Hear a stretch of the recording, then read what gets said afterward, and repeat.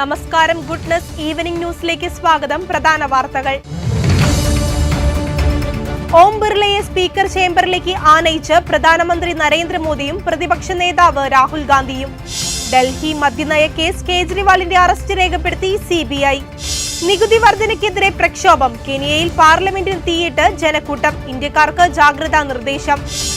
അന്താരാഷ്ട്ര award തിളക്കത്തിൽ Kairos മീഡിയയും. ICC 2020 ലോകകപ്പ് ക്രിക്കറ്റ് സെമി ഫൈനൽ നാളെ. വാർത്തകൾ വിശദമായി. 18ാം ലോക്സഭയുടെ സ്പീക്കറായി ഓം ബിർളയെ തെരഞ്ഞെടുത്തു. ശബ്ദ വോട്ടോടുകൂടിയാണ് ഓം ബിർളയെ സ്പീക്കറായി തെരഞ്ഞെടുത്തത്.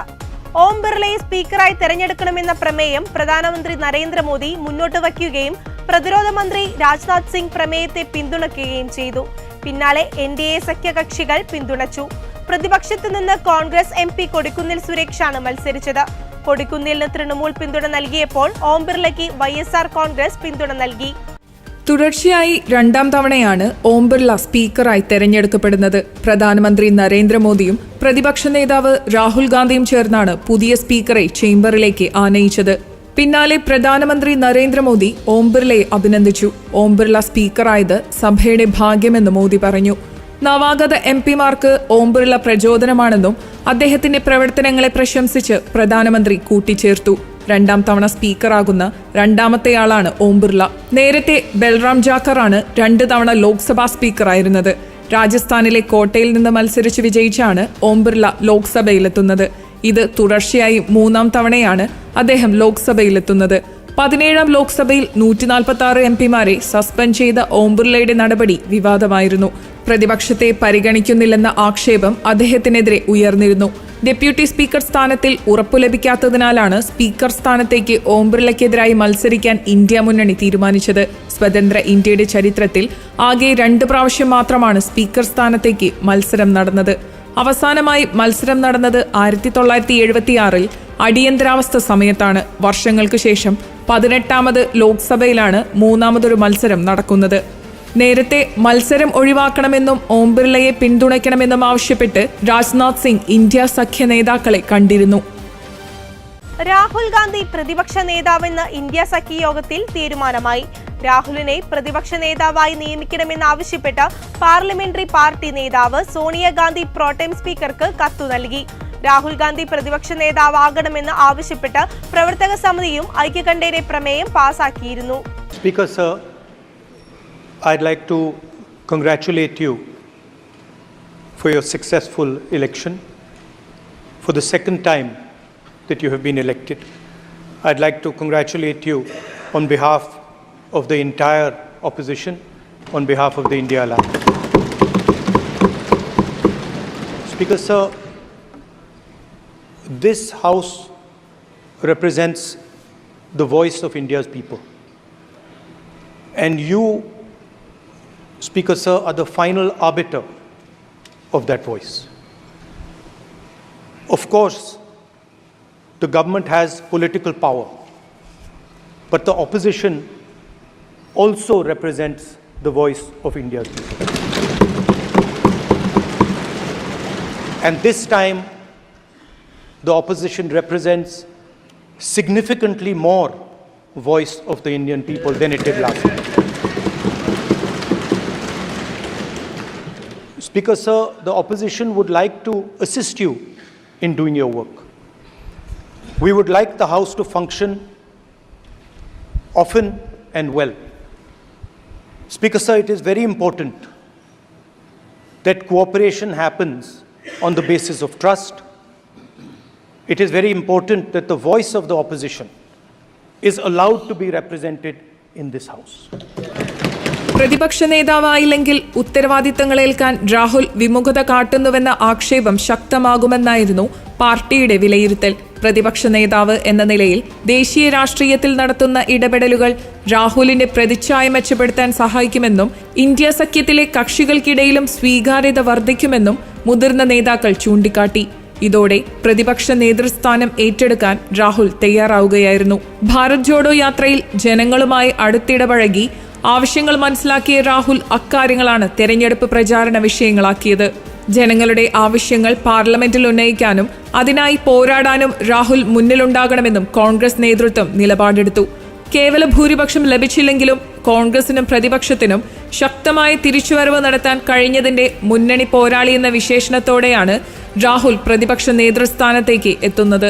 2019 തോൽവിയുടെ ഉത്തരവാദിത്തം ഏറ്റെടുത്ത് പാർട്ടി പ്രസിഡന്റ് പദം രാഹുൽ ഒഴിഞ്ഞിരുന്നു. ലോക്സഭാ തിരഞ്ഞെടുപ്പിൽ 2 മണ്ഡലങ്ങളിലാണ് രാഹുൽ ഗാന്ധി മത്സരിച്ചത്, റായ്ബറേലിയിലും വയനാട്ടിലും. വടക്കേ ഇന്ത്യയിൽ ശ്രദ്ധ കേന്ദ്രീകരിക്കാൻ വയനാട് മണ്ഡലം ഒഴിയുകയായിരുന്നു രാഹുൽ ഗാന്ധി.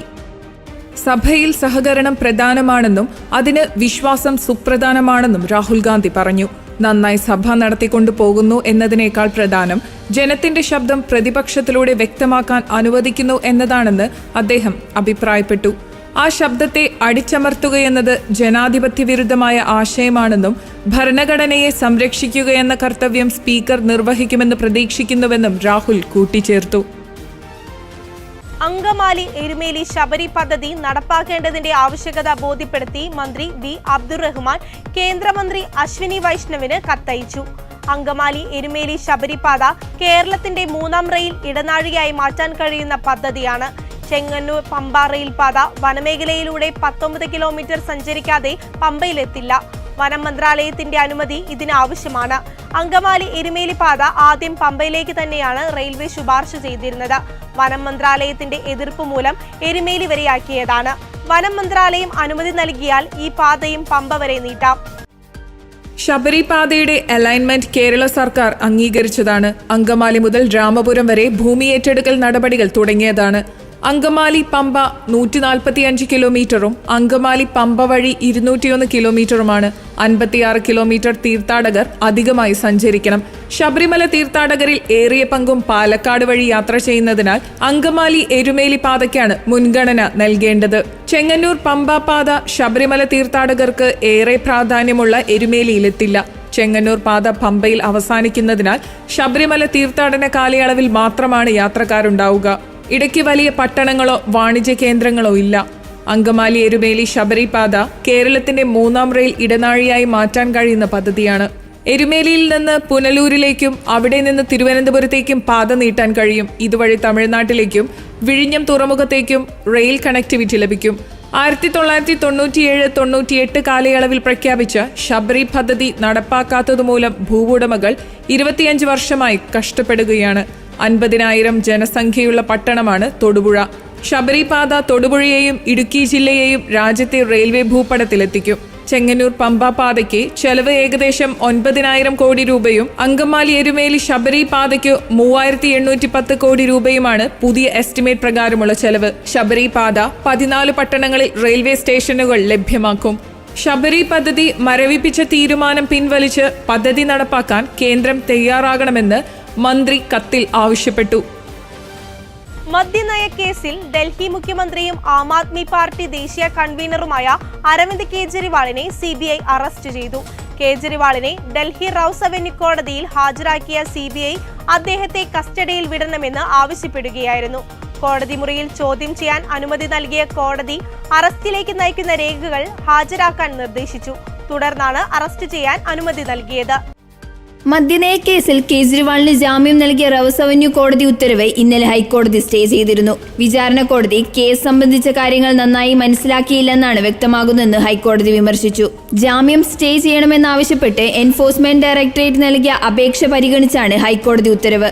കേസിൽ വാദത്തിനാവശ്യമായ സമയം ഇഡിക്ക് നൽകിയില്ല. വിചാരണ കോടതിയുടെ വിധിയിൽ ധാരാളം പാളിച്ചകളുണ്ടെന്നും ഹൈക്കോടതി പറഞ്ഞു. വിചാരണ കോടതി ഉത്തരവിലെ ചില നിരീക്ഷണങ്ങൾ ശരിയല്ലെന്നും കോടതി ചൂണ്ടിക്കാട്ടി. കള്ളപ്പണം വെളുപ്പിക്കൽ നിയമത്തിന്റെ അടിസ്ഥാനത്തിൽ ഇഡി നൽകിയ തെളിവുകൾ പരിഗണിക്കാതെയാണ് വിചാരണ കോടതി തീരുമാനമെടുത്തെന്നും ഹൈക്കോടതി വിമർശിച്ചു. PMLA നിയമത്തിലെ വ്യവസ്ഥ പൂർണ്ണമായി പാലിച്ചോ എന്നതിലും ജസ്റ്റിസ് സുധീർ കുമാർ ജെയിൻ സംശയം ഉന്നയിച്ചു. ഹൈക്കോടതി സ്റ്റേ നൽകിയ സാഹചര്യത്തിൽ ഇഡിയുടെ അപേക്ഷയിൽ വീണ്ടും വാദം തുടരും. ജൂൺ 20-നാണ് റൌസ് അവന്യൂ കോടതിയിലെ അവധിക്കാല ജഡ്ജി കേജ്രിവാളിന് ജാമ്യം അനുവദിച്ചത്. എന്നാൽ തൊട്ടടുത്ത ദിവസം ഇഡി നൽകിയ അപേക്ഷയിൽ ജാമ്യം നൽകുന്നത് ഹൈക്കോടതി തൽക്കാലത്തേക്ക് തടഞ്ഞു. ഇതിനെതിരെ കേജ്രിവാൾ സുപ്രീം കോടതിയെ സമീപിച്ചിരുന്നു. +1 സീറ്റ് പ്രതിസന്ധി പരിഹരിക്കാൻ 2-അംഗ സമിതിയെ നിയോഗിക്കാൻ വിദ്യാഭ്യാസ മന്ത്രി വി ശിവൻകുട്ടിയുടെ അധ്യക്ഷതയിൽ ചേർന്ന യോഗത്തിൽ തീരുമാനമായി. ഹയർ സെക്കൻഡറി ജോയിന്റ് ഡയറക്ടറും മലപ്പുറം ജില്ലാ വിദ്യാഭ്യാസ ഓഫീസറുമാണ് സമിതി അംഗങ്ങൾ. ജൂലൈ 5-നകം റിപ്പോർട്ട് നൽകണം. പ്രതിസന്ധി പരിഹരിക്കാൻ താൽക്കാലിക ബാച്ച് അനുവദിക്കാനും യോഗം തീരുമാനിച്ചു.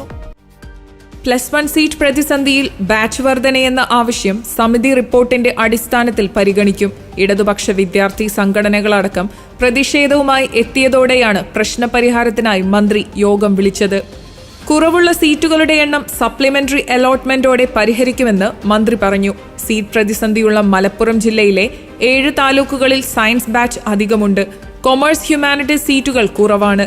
സപ്ലിമെന്ററി അലോട്ട്മെന്റിന് അപേക്ഷ ക്ഷണിക്കുന്നത് ജൂലൈ 2 മുതൽ 5 വരെയാണ്.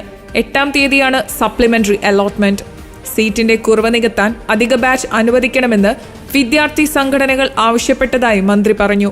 അലോട്ട്മെന്റ് താലൂക്ക് അടിസ്ഥാനത്തിൽ നടത്താൻ കഴിയുമോ എന്നും പരിശോധിക്കും. എല്ലാ വിദ്യാർത്ഥികൾക്കും പ്രവേശനം ഉറപ്പാക്കും. ക്ലാസ് നഷ്ടമായ വിദ്യാർത്ഥികൾക്ക് ബ്രിഡ്ജ് ക്ലാസ് നൽകുമെന്നും മന്ത്രി വ്യക്തമാക്കി. +1 സീറ്റ് പ്രതിസന്ധിയുമായി ബന്ധപ്പെട്ട് വിദ്യാഭ്യാസ മന്ത്രിയുമായി നടത്തിയ ചർച്ച ഫലപ്രദമായിരുന്നുവെന്ന് SFI സംസ്ഥാന സെക്രട്ടറി PM ആർഷോ പറഞ്ഞു. 7478 സീറ്റുകളുടെ കുറവാണുള്ളതെന്നും ആവശ്യമെങ്കിൽ അധിക താൽക്കാലിക ബാച്ച് അനുവദിക്കുമെന്നും മന്ത്രി ഉറപ്പു നൽകി.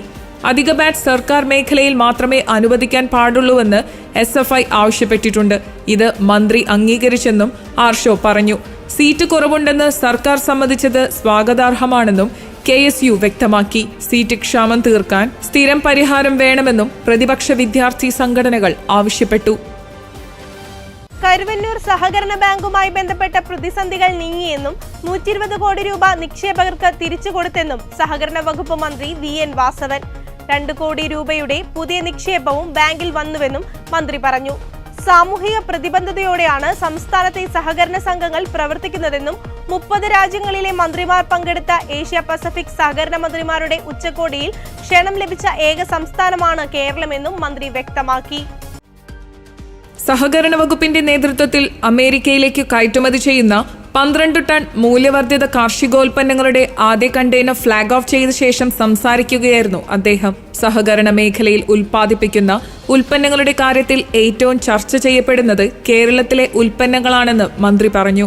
ഇങ്ങനെ ലാഭം മാത്രം ലക്ഷ്യമിട്ടല്ല സഹകരണ സംഘങ്ങൾ പ്രവർത്തിക്കുന്നത്. നിലവിൽ മൂല്യവർദ്ധിത ഉൽപ്പന്നങ്ങൾക്ക് ആഭ്യന്തര വിപണിയിൽ നല്ല മാർക്കറ്റുണ്ട്. 420 ഉൽപ്പന്നങ്ങൾ കേരളത്തിലെ സഹകരണ സംഘങ്ങൾ വിപണിയിൽ ഇറക്കുന്നുണ്ടെന്നും മന്ത്രി കൂട്ടിച്ചേർത്തു. കേരളത്തിന്റെ കാർഷിക ഉൽപ്പന്നങ്ങൾക്ക് വിദേശ രാജ്യങ്ങളിൽ വിപണി സ്ഥാപിക്കുന്നതിന്റെ ഭാഗമായാണ് കയറ്റുമതി. ഗുണനിലവാരമുള്ള മൂല്യവർദ്ധിത കാർഷിക ഉൽപ്പന്നങ്ങൾ സംസ്കരിച്ച് കയറ്റുമതിക്കായി തയ്യാറാക്കുന്നതിന് 30 സഹകരണ സ്ഥാപനങ്ങളെയാണ് സർക്കാർ തിരഞ്ഞെടുത്തിരിക്കുന്നത്. വിദേശത്തേക്ക് കയറ്റുമതി ചെയ്യാൻ മൂല്യവർദ്ധിത കാർഷിക ഉൽപ്പന്നങ്ങൾ നൽകാൻ പുതിയതായി 100ഓളം സഹകരണ സംഘങ്ങൾ കൂടി രംഗത്തു വന്നതായി മന്ത്രി വ്യക്തമാക്കി. കലാപം രൂക്ഷമായ കെനിയയിലെ ഇന്ത്യക്കാർക്ക് ജാഗ്രതാ നിർദ്ദേശം നൽകി വിദേശകാര്യ മന്ത്രാലയം. നിലവിലുള്ള സംഘർഷാവസ്ഥ കണക്കിലെടുത്ത് കെനിയയിലെ എല്ലാ ഇന്ത്യക്കാരും അതീവ ജാഗ്രത പാലിക്കാനും പ്രക്ഷോഭബാധിത പ്രദേശങ്ങളിലേക്കുള്ള അനിവാര്യമല്ലാത്ത യാത്ര ഒഴിവാക്കാനുമാണ് നിർദ്ദേശം. നികുതി വർധനയ്ക്കെതിരെ ശക്തമായ പ്രക്ഷോഭം നടക്കുന്ന കെനിയയിൽ ജനക്കൂട്ടം പാർലമെന്റിൽ തീയിട്ടു. കൂറ്റൻ പാർലമെന്റ് മന്ദിരത്തിന്റെ ഒരു ഭാഗം കത്തി നശിച്ചു. 10ഓളം പേർ പോലീസ് വെടിവയ്പിൽ കൊല്ലപ്പെട്ടെന്നാണ് റിപ്പോർട്ട്.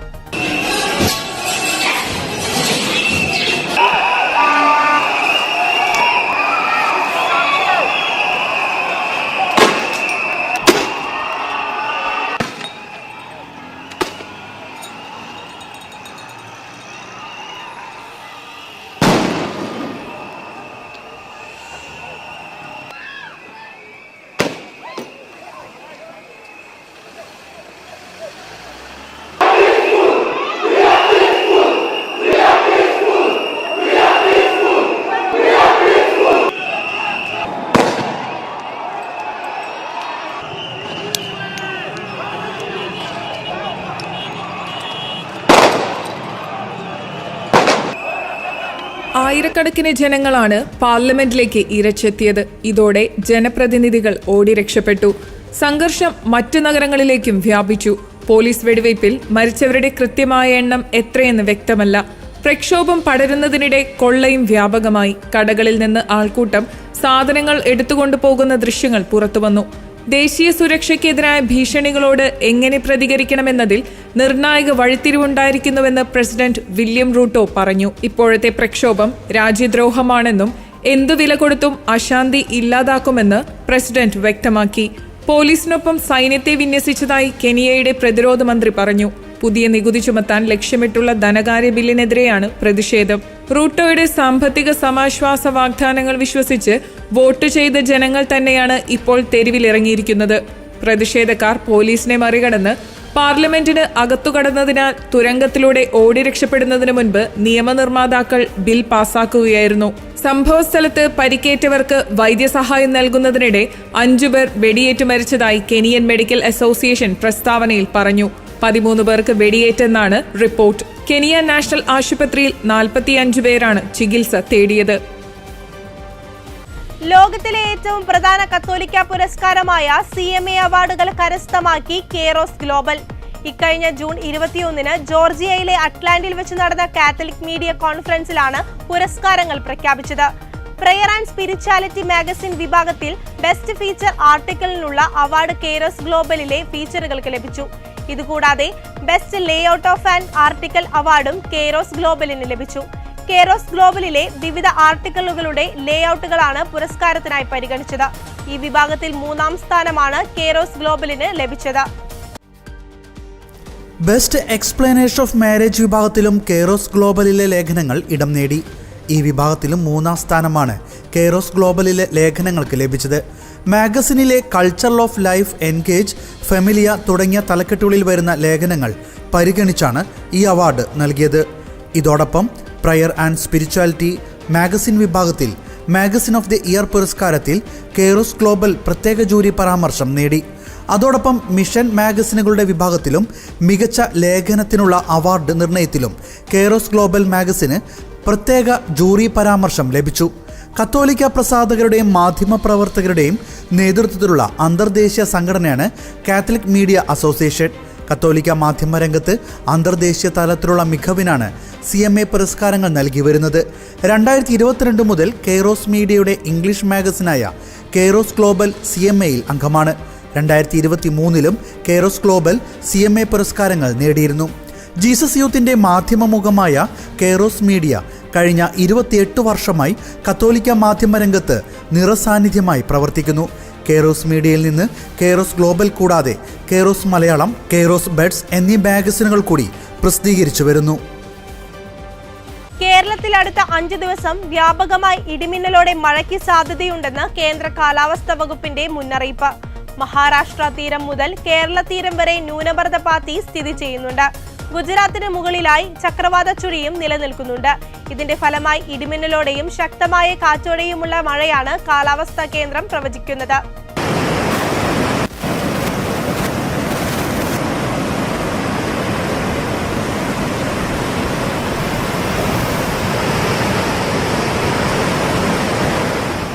ഉയർന്ന തിരമാലകൾ ഉണ്ടാകാനും കടൽ കൂടുതൽ പ്രക്ഷുബ്ധമാകാനും സാധ്യതയുണ്ട്. കണ്ണൂർ, കാസർഗോഡ് ജില്ലകളിലെ തീരങ്ങളിൽ പ്രത്യേക ജാഗ്രത ആവശ്യമാണെന്നും കാലാവസ്ഥാ വകുപ്പ് മുന്നറിയിപ്പ് നൽകി. തിരുവനന്തപുരം, കൊല്ലം, ആലപ്പുഴ, തൃശൂർ, മലപ്പുറം, കോഴിക്കോട്, കണ്ണൂർ, കാസർഗോഡ് തീരങ്ങൾക്ക് ജാഗ്രതാ നിർദ്ദേശം നൽകിയിട്ടുണ്ട്. 27-ാം തീയതി ഉച്ചയ്ക്ക് 2:30 വരെ 2.9 മുതൽ 3.4 മീറ്റർ വരെ ഉയർന്ന തിരമാലയ്ക്കും കടലാക്രമണത്തിനും സാധ്യതയുണ്ടെന്നാണ് ദേശീയ സമുദ്രസ്ഥിതി പഠന ഗവേഷണ കേന്ദ്രവും അറിയിച്ചത്. കേരള തീരത്തും തമിഴ്നാട് തീരത്തും 27-ന് രാത്രി 11:30 വരെ കള്ളക്കടൽ പ്രതിഭാസത്തിനും ഉയർന്ന തിരമാലയ്ക്കും സാധ്യതയുണ്ട്. ഈ പ്രദേശങ്ങളിലെ മത്സ്യത്തൊഴിലാളികളും തീരദേശവാസികളും പ്രത്യേക ജാഗ്രത പാലിക്കണം. കടൽക്ഷോഭം രൂക്ഷമാകാൻ സാധ്യതയുള്ളതിനാൽ അപകട മേഖലകളിൽ നിന്ന് അധികൃതരുടെ നിർദ്ദേശാനുസരണം മാറി താമസിക്കണം. മത്സ്യബന്ധനയാനങ്ങൾ ഹാർബറിൽ സുരക്ഷിതമായി കെട്ടിയിട്ട് സൂക്ഷിക്കുക. വള്ളങ്ങൾ തമ്മിൽ സുരക്ഷിത അകലം പാലിക്കുന്നത് കൂട്ടിയിടിച്ചുള്ള അപകട സാധ്യത ഒഴിവാക്കാം. മത്സ്യബന്ധന ഉപകരണങ്ങളുടെ സുരക്ഷ ഉറപ്പാക്കണം. ബീച്ചിലേക്കുള്ള യാത്രകളും കടലിൽ ഇറങ്ങിയുള്ള വിനോദങ്ങളും പൂർണ്ണമായും ഒഴിവാക്കണമെന്നും അധികൃതർ അറിയിച്ചു. സ്പോർട്സ്. ഇനി 2020 ലോകകപ്പ് വിശേഷങ്ങളിലേക്ക്.